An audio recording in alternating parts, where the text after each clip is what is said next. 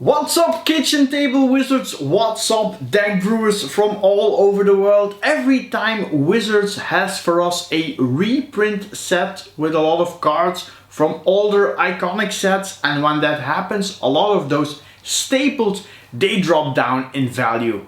And that's also a time where we can scoop them up cheap and make an iconic deck, but we will put it in the blender and make a budget casual version out of this. This time in our blender, we are going for Living End!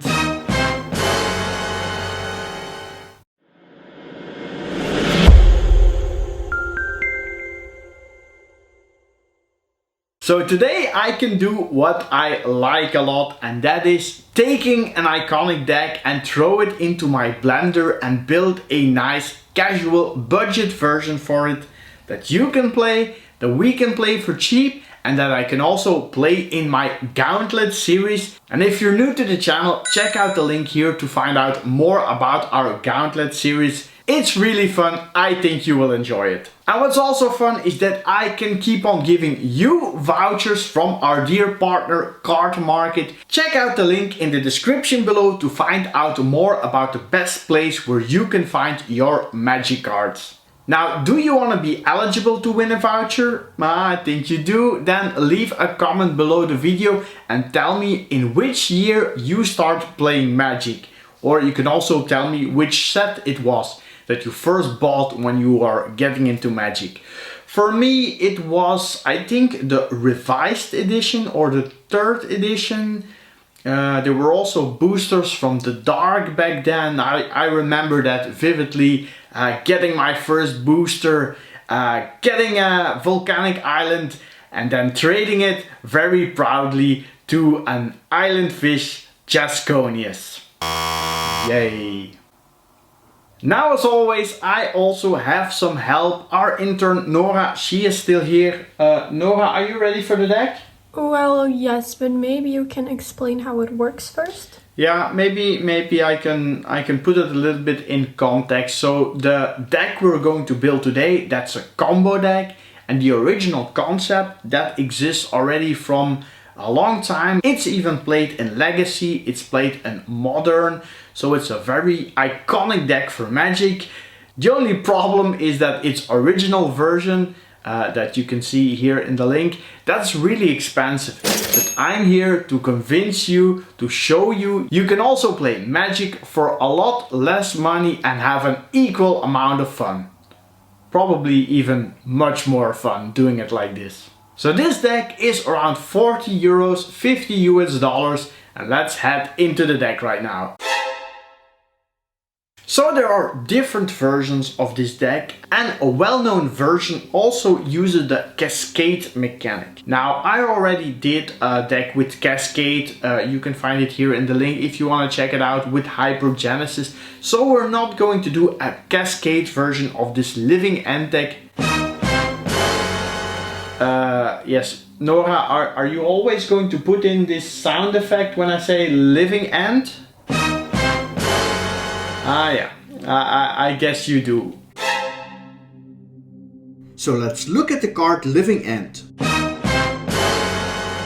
Now what we immediately notice is that it has no casting cost.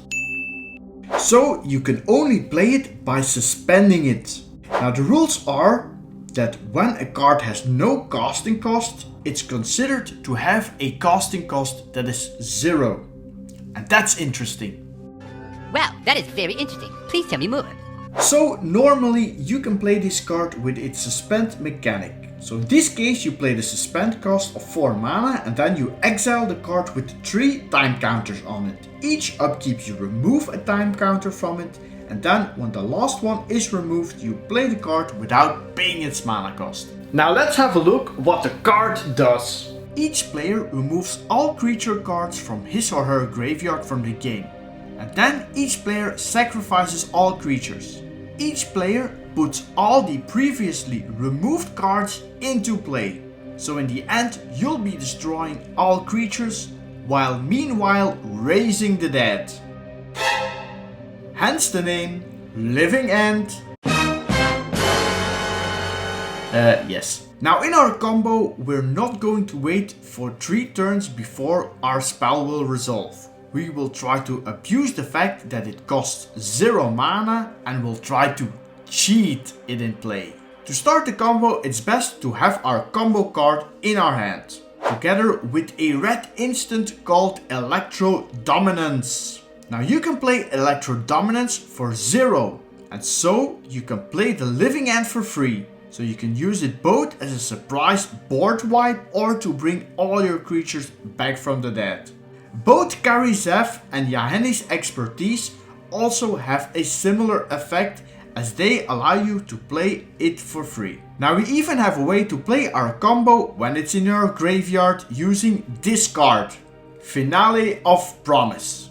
It also lets you play Living End from your graveyard for 2 mana, so in both cases you will play this powerful spell directly, circumventing its suspend ability.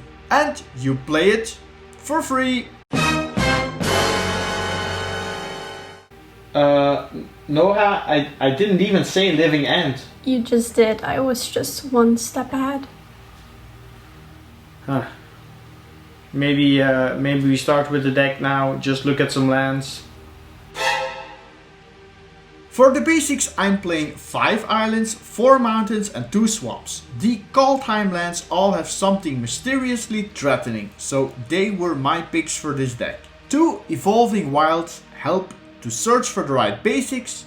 Crumbling Necropolis is on flavor, and it also gives us all the mana colors we need. Then there's 1 copy of the Sunken Hollow and also a Smoldering March in the deck. 1 copy of Fetid Pools and a Canyon Slaw. Like in the modern deck, there's also a copy of Tolaria West. This card has Transmute, meaning you can discard it for 3 mana and search your library for a card with converted mana cost 0, which is of course... Yep. Bojuka Bark is another card which is great for our deck. Play it before you play your combo, and this way you'll exile your opponent's library so he or she won't get any creatures coming back from their side.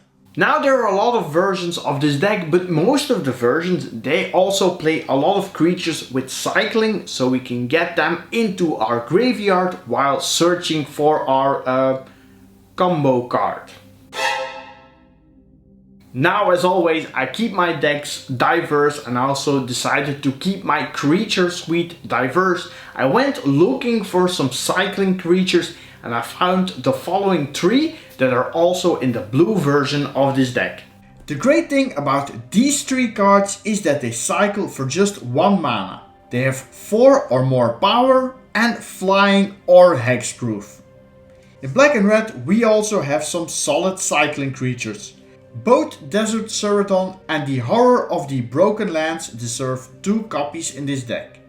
In the multicolor cards we also have 2 winners. Monstrous Carabit and Architects of Will belong in this deck, and they are also in the Legacy and Modern versions.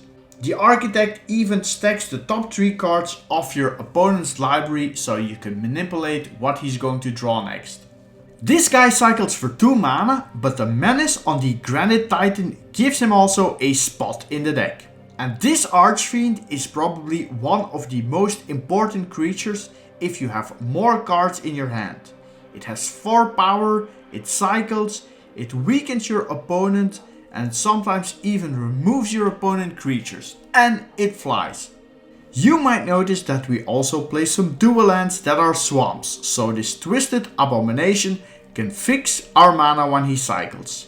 Cycling for 3 mana is not that great, but then again, having an 8/8 with Death Touch is something we casual players can appreciate, so 1 copy of this Void Beckoner.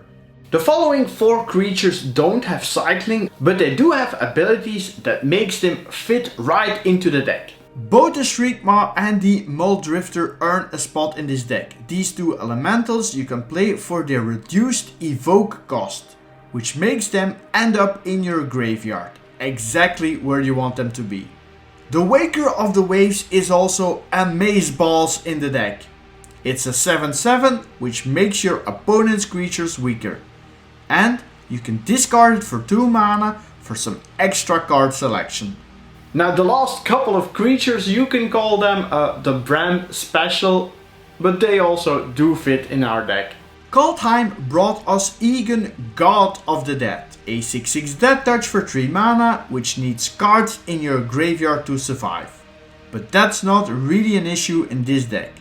The cool part about this bad boy is that you can also play it as Throne of Death. And this is a perfect turn 1 play in the deck. At the beginning of your upkeep, you put a card from the top of your library into your graveyard. And then you can even exile creatures to draw extra cards. Now this deck won't go off on turn 2 or 3 like its legacy version. That's a bit not really casual. So we need a little bit of defense in our deck for the early turns. So I decided to include 2 copies of Vile Manifestation, a really good defensive creature that you can also cycle. But it could also be a very aggressive creature as it has power equal to the amount of cards with cycling in your graveyard. The last creature is another 0/4, but this one also shoots lightning bolts. And with all the cycling, this can be a real problem for your opponent. Now you know that I like to include a planeswalker if I can, and I have the perfect one for this deck. Ashiok fills up our graveyard and exiles your opponent's graveyard. Perfect in combination with... Exactly! Now let's have a look at the instants and sorceries. First, of course, we need to play 4 copies of... And this card is our main combo enabler. But it could also be a finisher when you draw it late in the game. And it's not as pricey anymore. Karizev's expertise and Yahenni's expertise also interact with our combo. And the last one can also stall our opponent with his attacking creatures. We also play 1 Finale of Promise, which works great with our Lebensende. Her German is not that good. But it also works great with this suspend card called Ancestral Vision to draw you a lot of cards. Having the combo in your hand in this deck is important, and this Selundi Vision can help you dig for the cards. Or you can also play it as a land. We play blue, so having a counterspell that exiles is great. And it also makes for a decent meme opportunity for Nora. Yeah, good one. The last slot was really a bit open. There are a lot of possibilities of course, but I decided to try 1 Angrat's Rampage. A very flexible card for 2 mana that could also help us deal with planeswalkers and artifacts. So this was our legacy style old school combo deck in a blender. I think I got away with this one. Okay, before we announce the card market voucher, let's look at some power rankings. This deck's power is in the combo, but when it is disabled, it loses a lot of its punch. You can play it both defensively and offensively. And if you like combo decks, I really would recommend you trying this one out. This deck is really a resilient one, and even against decks that disrupt your combo, you can even play a grindy long game. Now, if you're still here, let's see who won the card market voucher this week. The winner is... Peter Swatters! Congratulations! Check out in the description below the video how you can claim your voucher. So this was the video. This was my casual take on a budget living end deck. I hope you enjoyed the video. Stick around, watch some matches, join our leaderboard, and as always, keep it casual.